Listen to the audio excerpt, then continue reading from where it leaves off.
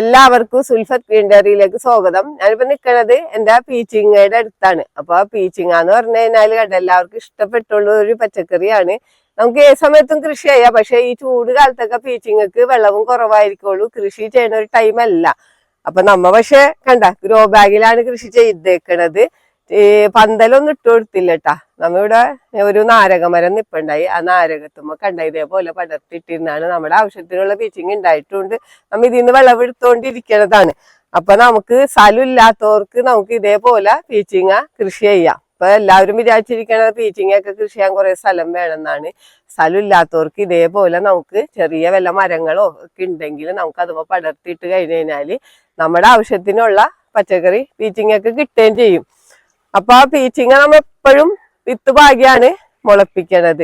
പിന്നെ ഈ പീച്ചിങ്ങയുടെ പ്രത്യേകത എന്ന് പറയുന്നത് നാടൻ വെറൈറ്റി ആണ് കേട്ടോ. ഇതിന് നീളം കുറവായിരിക്കുള്ളൂ. ഇത് നാടനാണ്, ഭയങ്കര ടേസ്റ്റി ആയിട്ടുള്ള പീച്ചിങ്ങ തന്നെയാണ് ഇത്. അപ്പൊ നമുക്ക് ഇതിന്റെ വിത്ത് എടുത്ത് വെച്ചിട്ട് നമുക്ക് വീണ്ടും നമുക്ക് കൃഷി ചെയ്യുകയും ചെയ്യാം. പിന്നെ ഇങ്ങനെ ഞാൻ പടർത്തിട്ടപ്പാന്ന് വെച്ച് കഴിഞ്ഞാൽ നമുക്ക് കായ്ച്ചയുടെ ശല്യമൊക്കെ കുറവായിരുന്നു. സാധാരണ നമ്മ പീച്ചിലൊക്കെ ഉണ്ടായി വരുമ്പോ തന്നെ കവർ ചെയ്ത് ഇടണം, അല്ലെങ്കിൽ കായ്ച്ച കുത്തിയായിട്ട് കേടായിപ്പോ. പക്ഷെ ഇങ്ങനെ നമ്മ ഈ മരത്തുമ്പോ പടർത്തിയിട്ടതിന്റെ പേരില് കായ്ച്ചയുടെ ശല്യമൊക്കെ കുറവായിരുന്നു. നമുക്ക് അത്യാവശ്യം പീച്ചിങ്ങ കിട്ടിയിട്ടുണ്ട്. ഞാനിവിടെ 2 മരത്തും ഇതേപോലെ പീച്ചിങ്ങ കൃഷി ചെയ്തിട്ടുണ്ട് കണ്ട. അപ്പൊ എപ്പോഴും കായ്ച്ചയുടെ ശല്യം ഇല്ലെങ്കിൽ പീച്ചിൽ ഉണ്ടായി വരുമ്പോ തന്നെ എപ്പോഴും കവർ ഇട്ട് കൊടുക്കണം, നല്ലതാണ്. പിന്നെ മൂക്കണേക്ക് മുമ്പ് തന്നെ പീച്ചിങ് എടുക്കണം കേട്ടോ. പിന്നെ മൂത്ത് പോയിന്ന് വിചാരിച്ചും കുഴപ്പമില്ല, നമുക്കത് വിത്തിനൊക്കെ എടുക്കുകയും ചെയ്യാം. നമ്മുടെ വിത്താവുമ്പോ പിന്നെ വിത്ത് അന്വേഷിച്ച് നടക്കുകയും വേണം. പീച്ചിലിന്റെ വിത്തൊന്നും എപ്പോഴും നമുക്ക് എല്ലായിടത്തും നമുക്ക് മേടിക്കാനൊന്നും കിട്ടൂല.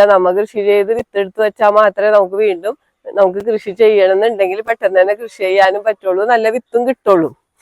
അപ്പൊ ഇതിന്റെ പരിചരണം എന്ന് പറഞ്ഞു കഴിഞ്ഞാല് വലിയൊരു പരിചരണം ഒന്നും പീച്ചിങ്ങ കൃഷിക്ക് ആവശ്യമില്ല. കൂടുതലൊക്കെ ആയിട്ട് ചെയ്യുമ്പോഴാണ് കുറെ സ്ഥലത്ത് പന്തലൊക്കെ ഇട്ട് വളർത്തണത്. നമ്മുടെ വീട്ടിലേക്ക് അടുക്കളത്തോട്ടൊക്കെ പോലെ കൃഷി ചെയ്യുമ്പോൾ നമുക്ക് ഇതേപോലെയൊക്കെ കൃഷി ചെയ്യാം. അടിവളമായിട്ട് ചാണകപ്പൊടിയും കമ്പോസ്റ്റൊക്കെ മാത്രം ഇട്ട് കൊടുത്തിട്ടുള്ളൂ. പിന്നെ എല്ലാ ദിവസവും വെള്ളം വേണ്ട ഒരു വിളയിട്ട പീച്ചില് നന്നായിട്ട് തന്നെ നനച്ചു കൊടുക്കണം. അതാണിത് മഴക്കാലത്താണ് കൂടുതലായിട്ട് കൃഷി ചെയ്യണത്. അപ്പൊ എപ്പോഴും നനവ് ഉണ്ടായിരിക്കണം ഗ്രോ ബാഗിൽ. പിന്നെ നല്ല സൂര്യപ്രകാശമുള്ള സ്ഥലവും വേണം പീച്ചിലൊക്കെ കൃഷി ചെയ്യാനായിട്ട്. തണലുള്ള സ്ഥലത്തൊക്കെ ആണെങ്കിൽ ഉദ്ദേശിച്ച രീതിയിലുള്ള വിളവൊന്നും കിട്ടൂല. ഇവിടെ നല്ല സൂര്യപ്രകാശമൊക്കെയാണ് കണ്ട, നല്ല സൂര്യപ്രകാശമുള്ള സ്ഥലമാണ്. ഈ നാരകമരത്തുമ്പിൽ അത്യാവശ്യം വെയിലൊക്കെ കിട്ടണം. അതുകൊണ്ട് തന്നെയാണ് അത്യാവശ്യം പീച്ചിങ് ഉണ്ടായി കിട്ടിയേക്കണതും. പിന്നെ പെട്ടെന്ന് തന്നെ നട്ട് ഒരു 35 ദിവസം തന്നെ വിളവെടുക്കാൻ പറ്റിയതാണ് പീച്ചിലൊക്കെ. നട്ടിട്ട് ഒരു 35-40 ദിവസമൊക്കെ ആയിട്ടുള്ളൂ. പെട്ടെന്ന് തന്നെ പീച്ചിങ് ഉണ്ടായിരുന്നു കേട്ടാ. പടർന്ന് കയറിയപ്പത്തിനും ഇത് പൂവിട്ട് പീച്ചിങ് ആയി. അപ്പം അധികം നാളൊന്നും വേണ്ട പീച്ചിങ്ങയൊക്കെ വിളവെടുക്കാനായിട്ട്. അപ്പൊ ഇതിന്ന് വിളവെടുക്കാം. അപ്പൊ നമ്മുടെ ആവശ്യത്തിന് മാത്രമേ വിളവെടുക്കുള്ളൂ കേട്ടാ. കണ്ട ഇതേപോലെ ഇതേപോലെ മരത്തുമ്മലൊക്കെ പടർത്തിട്ട് ഇടയാണ് കണ്ട. ഇതേപോലെ വിളവെടുക്കാനൊക്കെ എളുപ്പമാണ്.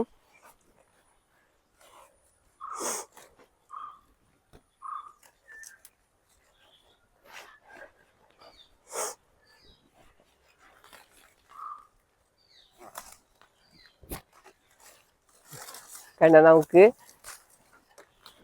ഇതൊന്ന് കട്ട് ചെയ്ത് നോക്കാം. നാടൻ പീച്ചിലായതുകൊണ്ട് തന്നെ നല്ല ടേസ്റ്റ് ആണ്. ഇതൊന്ന് കട്ട് ചെയ്ത് നോക്കാം കേട്ടാ. കണ്ട ഈ നാരക്ക ചെത്തിക്കളഞ്ഞിട്ടാണ് ഉപയോഗിക്കാനായിട്ട് എടുക്കണേ. ഇത് മാത്രം കളയാനുള്ളൂ, വേറെ ഒന്നും തന്നെ കളയാനില്ല കേട്ടോ പീച്ചിങ്ങന്ന്. കണ്ട നല്ല എളുപ്പമാണ്. കണ്ട ഇതേപോലെയാണ് പീച്ചിങ്ങയുടെ അകഭാഗമൊക്കെ ഇരിക്കണത്. ഇതൊന്നും തന്നെ കളയാനില്ല. ഇത് ചെറുതാക്കി അരിഞ്ഞിട്ട് കറി വെക്കാനും മെഴുക്കുവരട്ടി ഉണ്ടാക്കാനും കറി വെക്കാനൊക്കെ ആയിട്ട് ഉപയോഗിക്കാം. നല്ല ടേസ്റ്റിയാണ്. ചെമ്മീനിട്ടായാലും പരിപ്പിട്ടായാലും ഇനി വെറുതെ ആയാലും ഒക്കെ കറി വെക്കാനൊക്കെ നല്ലതാണ്. അപ്പൊ പീച്ചില് എന്ന് വെച്ച് കഴിഞ്ഞാല് ഞാൻ പറയല, പല സ്ഥലത്തും പല പേരുകളിലാണ് അറിയപ്പെടണത്.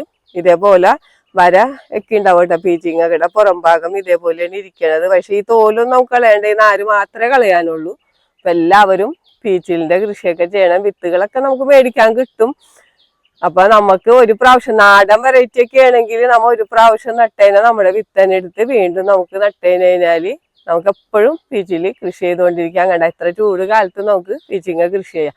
അപ്പൊ എല്ലാവരും പീച്ചിലൊക്കെ വീട്ടിൽ കൃഷി ചെയ്യണം. സ്ഥലം കുറഞ്ഞവർക്ക് വെർട്ടിക്കലായിട്ട് ഇപ്പൊ ടെറസിലൊക്കെ കൃഷി ചെയ്യണവർക്ക് വെർട്ടിക്കലായിട്ട് വളർത്താം. സൈഡിൽ വലയൊക്കെ ഇട്ട് കൊടുത്തിട്ട് വെർട്ടിക്കലായിട്ട് നമുക്ക് പീച്ചിലൊക്കെ പടർത്താം. അപ്പൊ അധികം സ്ഥലമൊന്നും വേണ്ട. ഈ വീഡിയോ പറ്റി എന്തെങ്കിലും അഭിപ്രായങ്ങളോ സംശയങ്ങളോ ഉണ്ടെങ്കിൽ വീഡിയോക്ക് താഴെ കമന്റ് ചെയ്യുക. വീഡിയോ ഇഷ്ടപ്പെട്ടാൽ ലൈക്ക് ചെയ്യുക. വീഡിയോ ഇഷ്ടപ്പെട്ടാൽ ഷെയർ ചെയ്യുക.